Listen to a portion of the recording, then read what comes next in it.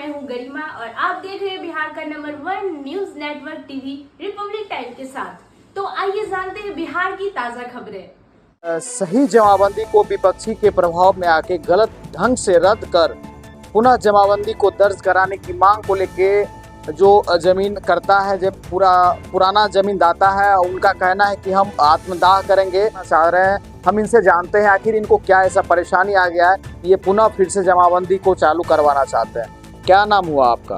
रामचंद्र यादव।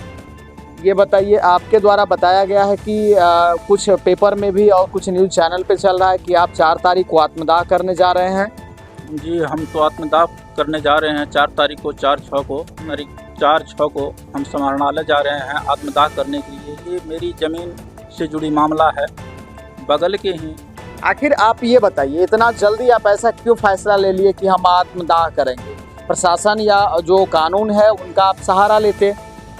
हमने लगभग 5 वर्षों में कानून पैदा किए, बहुत बातों को लिखे, बहुत बात मेरा पेपर है, सब पेपर मेरा अप टू डेट है। ब्लॉक की से सीओ साहब के यहाँ से मुझे एक बाज़ाब्ता नकल मिला हुआ है। मेरे पिताजी के टाइम से आज से लगभग 90 वर्ष पुराना, बहुत पुराना जमाबंदी जो बरसों से चला रहा था, उसको बगल के ही ओम प्रकाश मास्टर साहब रद्द करवा दिए। उसका कहना है कि पीछे में मेरा ज़मीन है, जबकि वह ज़मीन मेरे चाचा जी का था। उस रकबा में ज़मीन हम भी खरीदे हैं और मेरा सड़क के किनारे ज़मीन है, उसके बगल में भी हम ज़मीन लिए हुए हैं। केवला 1993 में अपने चाचा जी से ओम प्रकाश मास्टर साहब 2014 में कुछ ज़मीन केवला खरीदे हैं मेरे चाचा जी से। नहीं, आप अपना बात बताइए कि आखिर ये ज़मीन कितना, ज़मीन को लेके इस तरह का बयान चल रहा है कि आप आत्मदाह करना चाह रहे हैं? वही बात बता रहे हैं, मैटर वहीं से शुरू हुआ है। 2014 में वो ज़मीन लिया, उसका कहना है मेरी ज़मीन के आगे में आपका घर है, आपका ज़मीन है, इसको खाली कर दीजिए, नहीं तो आपका नतीजा बुरा होगा। मास्टर साहब का यह कहना है। तो मैं क्यों खाली करूं? ये मेरे पिताजी की, दादाजी की संपत्ति है, इस पर मैं बरसों से रह रहा हूं, मेरे पिताजी वगैरह रह रहे थे, तो मैं क्यों खाली करूं? क्या मेरा जमाबंदी गलत है? गलत है। पंजी 2 गलत है। ऑनलाइन ज़मीन का रसीद है, क्या गलत है? उनका कहना यह सारा फर्जी है।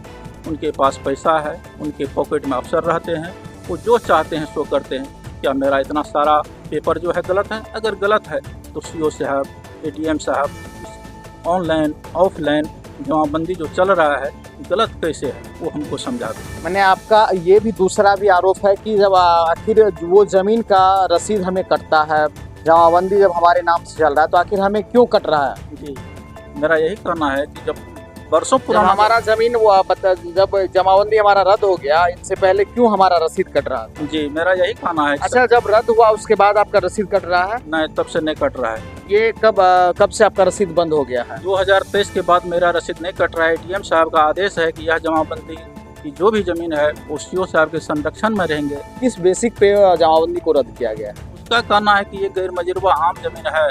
हम बिहार सरकार के शिक्षक हैं, बिहार सरकार में रहते हैं, बिहार सरकार हमारी मदद करती है, हम जो कहेंगे वही बिहार सरकार के लोग करेंगे। नहीं, वो हम बात नहीं कर रहे हैं आपसे। हम ये बता रहे हैं कि बिहार सरकार का ज़मीन है, ठीक है, लेकिन जमाबंदी जो आपका रद्द हुआ है, आखिर क्यों हुआ है रद्द? जमाबंदी रद्द उसके विपक्षी के प्रभाव में आकर के डीएम साहब रद्द कर दिए।